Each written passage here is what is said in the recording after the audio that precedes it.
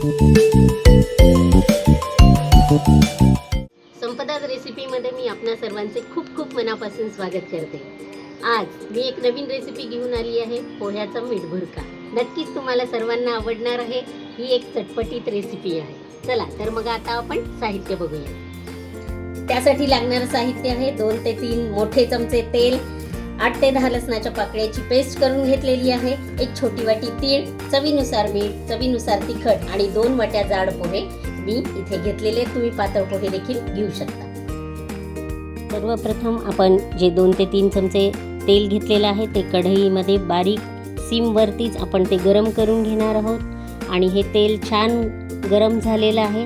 आता आपण यात जी 8 ते 10 लसूण पाकळ्यांची पेस्ट केलेली आहे तर ती पेस्ट आपण इथे टाकून ती पेस्ट छान लालसर होईपर्यंत आपण त्या पेस्टला परतून घेणार आहोत।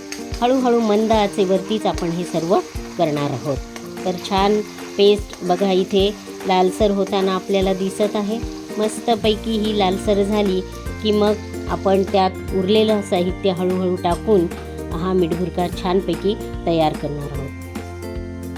मस्तपैकी ही लसणाची पेस्ट लालसर झालेली आहे। आपण आता त्यात तीळ घातलेले आहेत, ते तीळ पण छान परतून घेणार आहोत।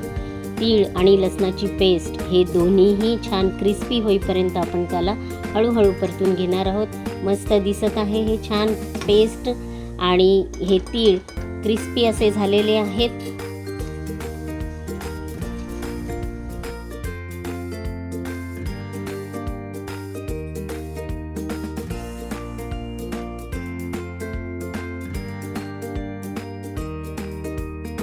छान कुरकुरीत झालेले आहेत हे पोहे। यात आपण तिखट घालणार आहोत, त्यानंतर मीठ घालणार आहोत आणि हे सर्व मिश्रण जे आहे ते आपण पुन्हा एकदा मंद आचेवरती छान परतून घेणार आहोत आणि हे एकजीव झाल्यानंतर व्यवस्थित परतून घेतल्यानंतर मस्तपैकी आपला कुरकुरीत असा पोह्याचा मीठ भुर्का तयार झालेला आहे। आणि हा मीठ भुर्का तुमच्या जेवणाची लज्जत वाढवणारा असा हा पदार्थ तुम्ही चटणीसारखा तोंडी लावू शकता। नक्की ही तुम्हाला रेसिपी आवडणार आहे।